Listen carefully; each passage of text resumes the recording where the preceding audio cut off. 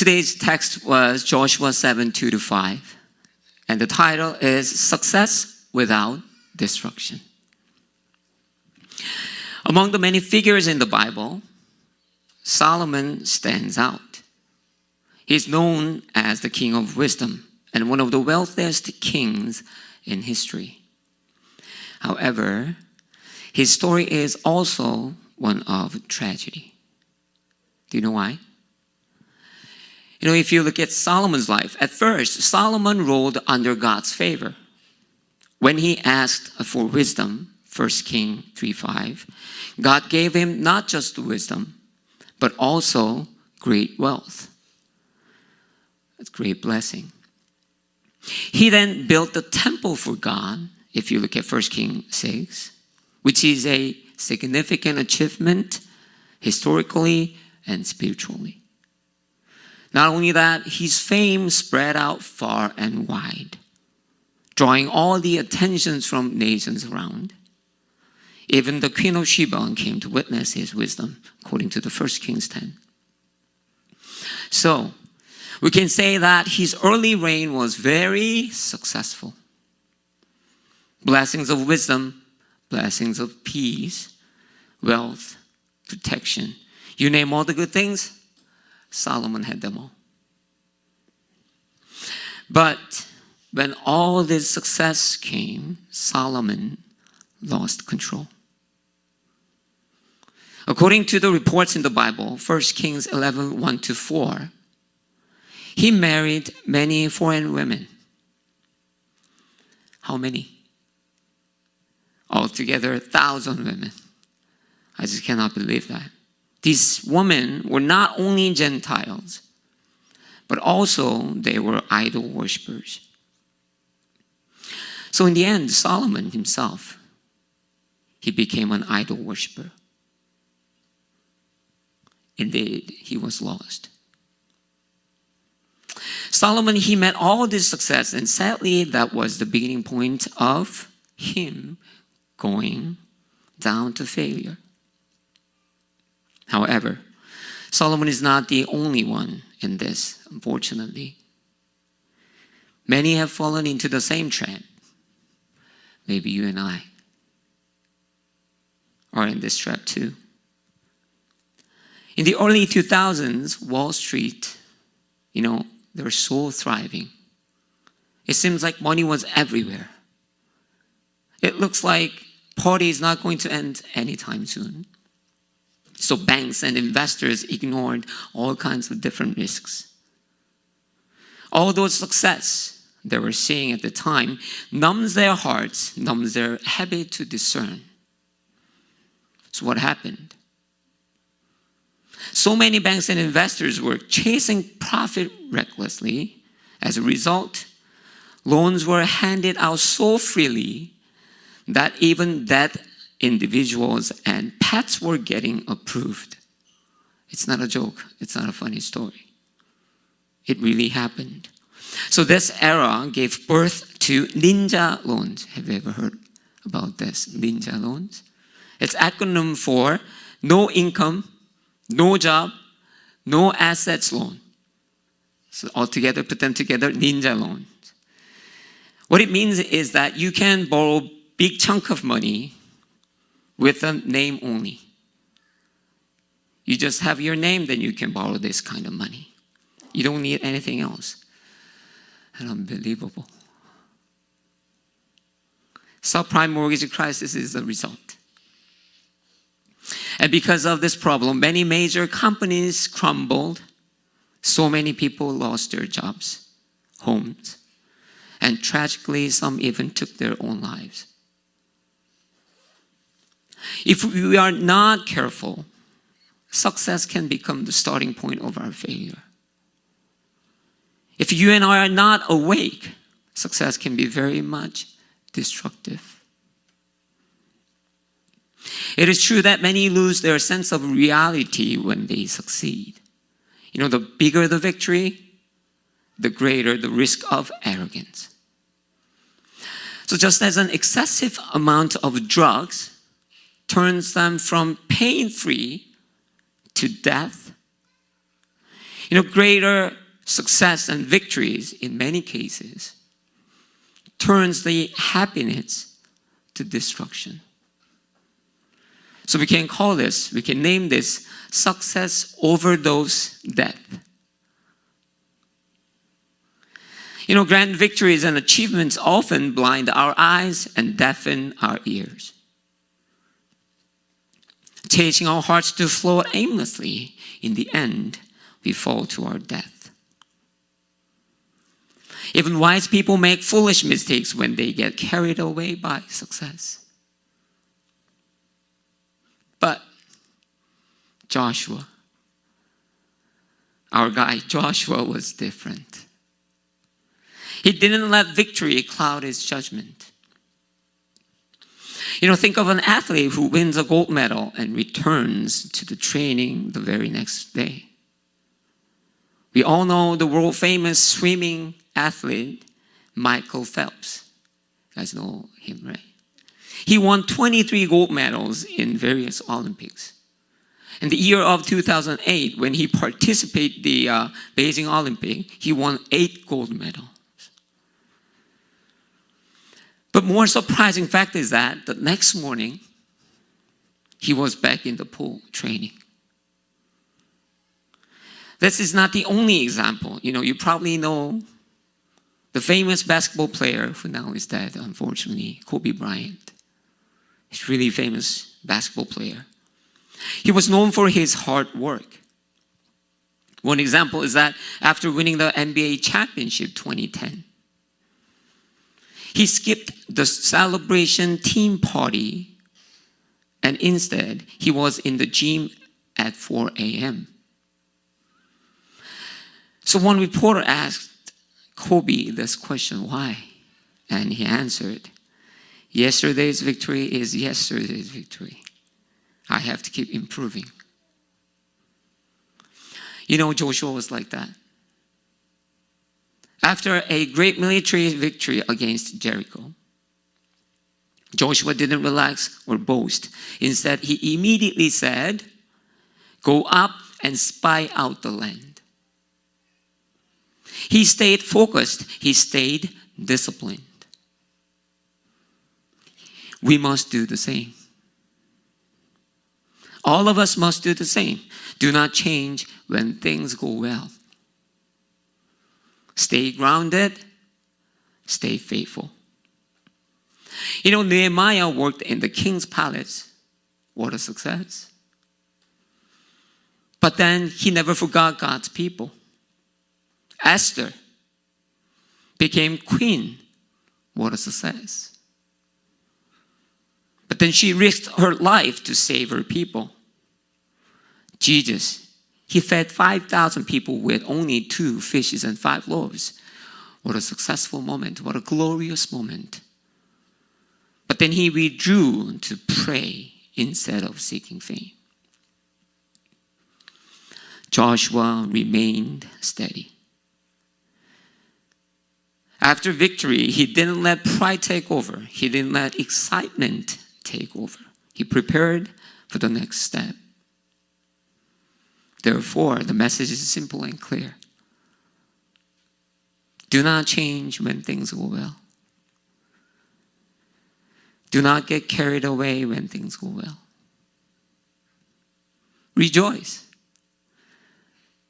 Rejoice. Of course, not that I'm saying that we should not rejoice for our victory or our success. Rejoice. But stay grounded. Enjoy. Of course, we need to enjoy our victories and success. Of course. But do not get lost. Do not get carried away when things are going well. Let's go into the second message for today. Among Jesus' disciples, Peter stands out as one of the most well-known. However, if you think about him, Peter does not seem to have done many praiseworthy things compared to his fame when he was with Jesus. However, despite that, there was one time when he received praise from Jesus. That one moment happened when Jesus asked his disciples this question, "Who do you say that I am?" Peter immediately responded, Matthew 16:16, "You are the Christ, the Son of the living God." When Peter answered to Jesus with this, Jesus was pleased.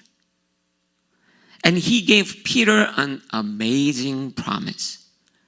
Matthew 16, 17, 18, in the middle of it. "And I tell you that you are Peter, and on this rock I will build my church, and the gates of Hades will not overcome it." What a powerful affirmation. Jesus wasn't just saying, "Peter, good job." He was giving Peter a divine promise. "On this rock, on you, I will build my church." So Peter must have felt proud, maybe even a little too proud. Right after this, Jesus started revealing something even more important, his true mission, which was cross, right? So it was like, "I am going to the cross." Jesus was talking to his disciples. But before Jesus could finish, Peter, who was still caught up in his pride, interrupted. Matthew 16:22. He then said, Peter took him aside and began to rebuke him. Did you hear me? Peter rebuked Jesus. "Never, Lord," he said, "this shall never happen to you." Simon Peter. Yeah, he crossed the line. He has gone too far. Did Peter have the authority to rebuke Jesus? Or to guide Jesus? Since when did Peter have authority over Jesus? Never. But Peter, full of confidence, overconfident, acted as if he knew better than Jesus. Acted as if he had more authority than Jesus. Success can make people lose their sense of limit. Right? We must learn humility when things go well. Otherwise, we are going to make the same mistake as Peter did. A similar story is found in Joab, King David's military commander. When David chose Solomon as the next king, Joab rebelled and supported Adonijah instead. Earlier times, when David ordered his men to spare Absalom, who was David's son, Joab ignored him and killed Absalom anyway. Joab crossed the line too many times. Many success of Joab made him that way. So in the end, when Solomon became king, Joab was executed because of his arrogance. Unlike Peter and Joab, Joshua stayed disciplined after victory. He did not cross the line. He did not overstep God's authority.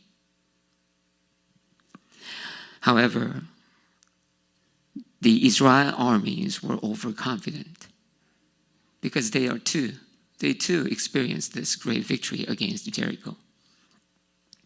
So that's why they crossed the line. Joshua 7:3. In the middle of it, it says, "Only about 2,000 or 3,000 men are needed to attack Ai." This is what the spies reported.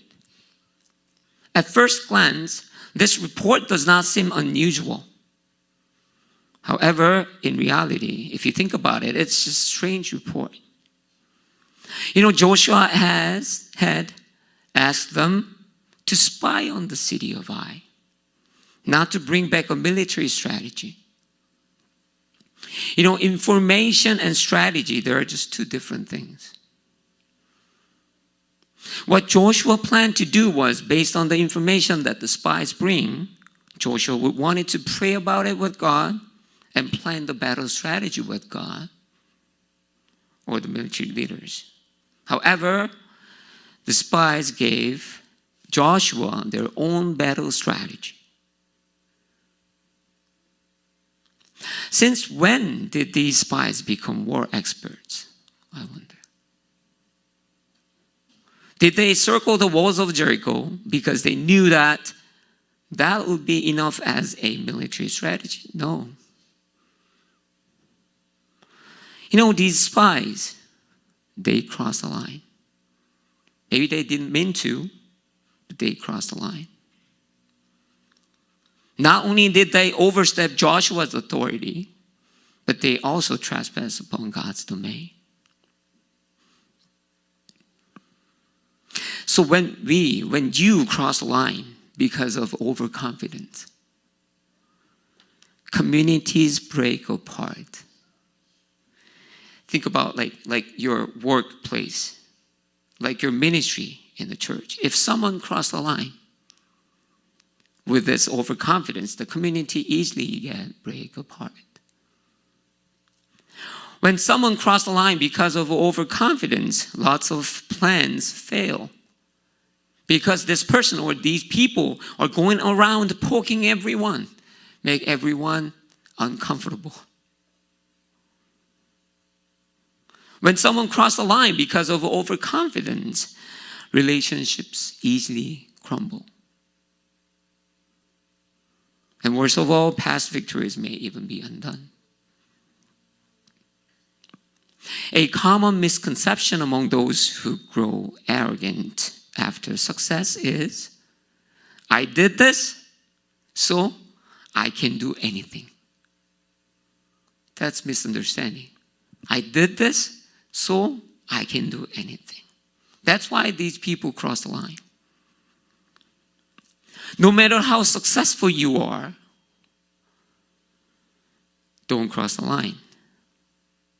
In the midst of success, feels like you can do anything.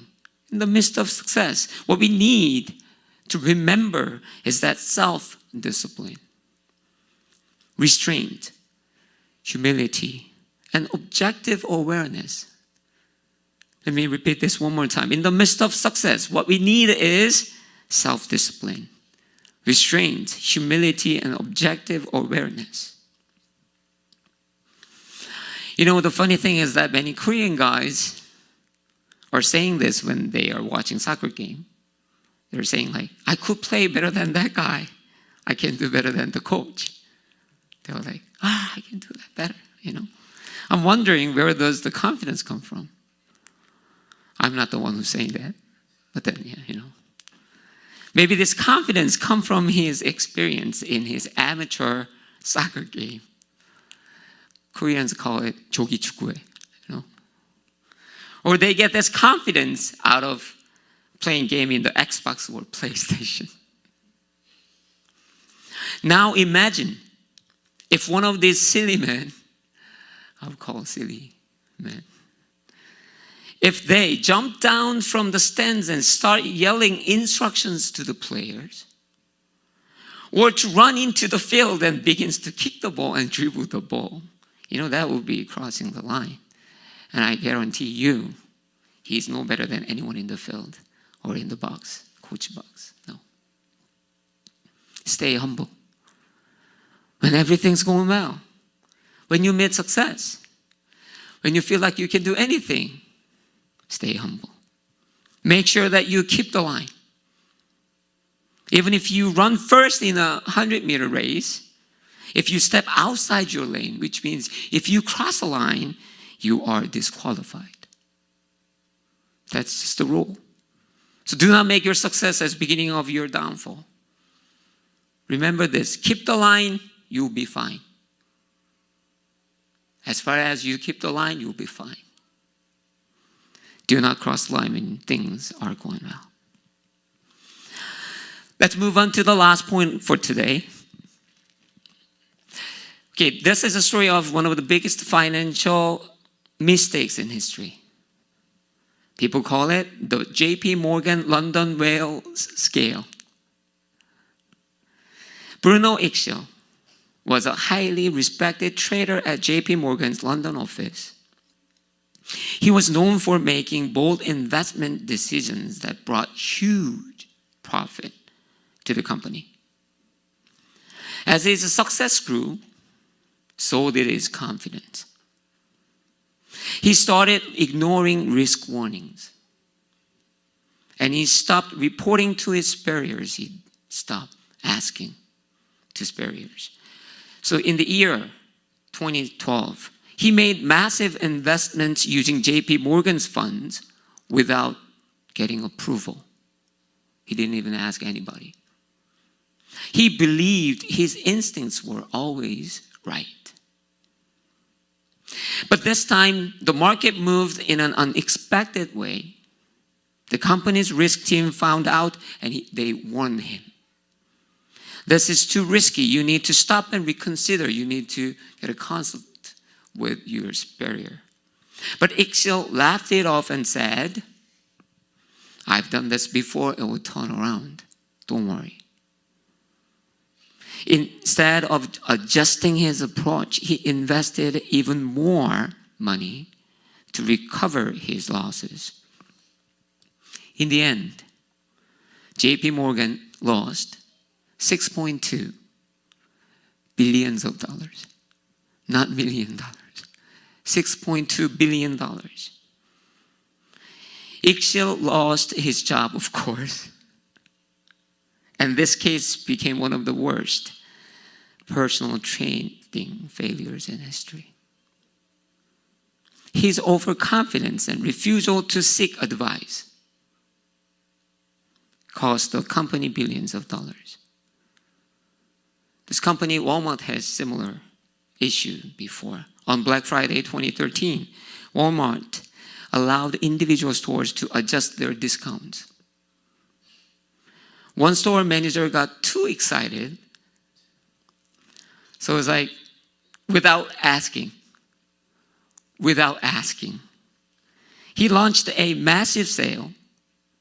One example is that 50-inch TV, originally $500 back then. He sold it for $100. So as soon as the deal went online, not locally, globally, things went out of control.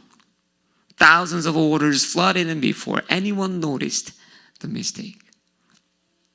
Later, Walmart headquarters found out. And by the time they removed the deal, it was too late. Thousands of customers had already purchased TVs.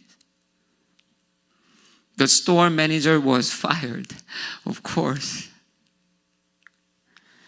And Walmart had to honor the sales.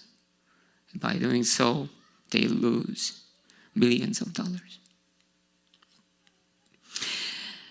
A critical question is this. Why didn't they just ask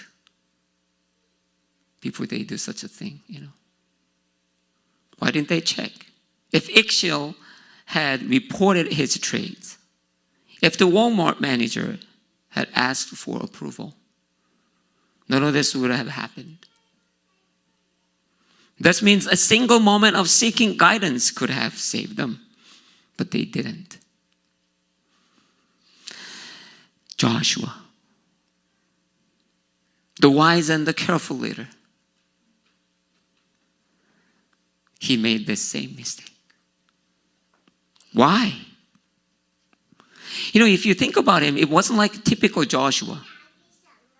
Typical Joshua would have prayed to God. But he didn't. He did not seek the ways of God, wills of God. He just moved by people's advice. And because he didn't pray, he had no idea about Achan's hidden sin, which led to their defeat. So you and I must remember this. If similar things happen, be careful not to sway by the crowd and the words of the majority. Success can make even the most careful person reckless at some times.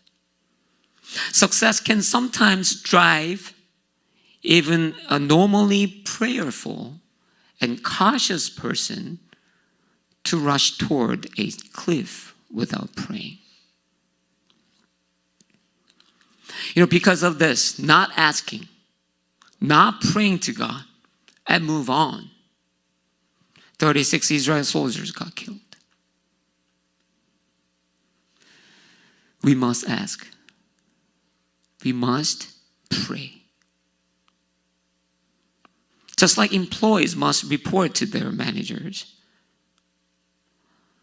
we must report to God through prayer. We must seek His wisdom. We must wait for His direction. No matter how successful you are, no matter how sure you are,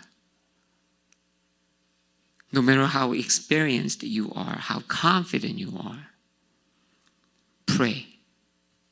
Ask to God. If you and I build a habit of asking God, you and I will be saved from so many troubles and failures. Do not forget to pray when things are going well. Let's wrap up today's message. 3 messages that we've been looked today. First one, when things are going well, do not get carried away. Secondly, do not cross the line. And the last message was, do not stop asking God. Keep on praying. Let's pray together.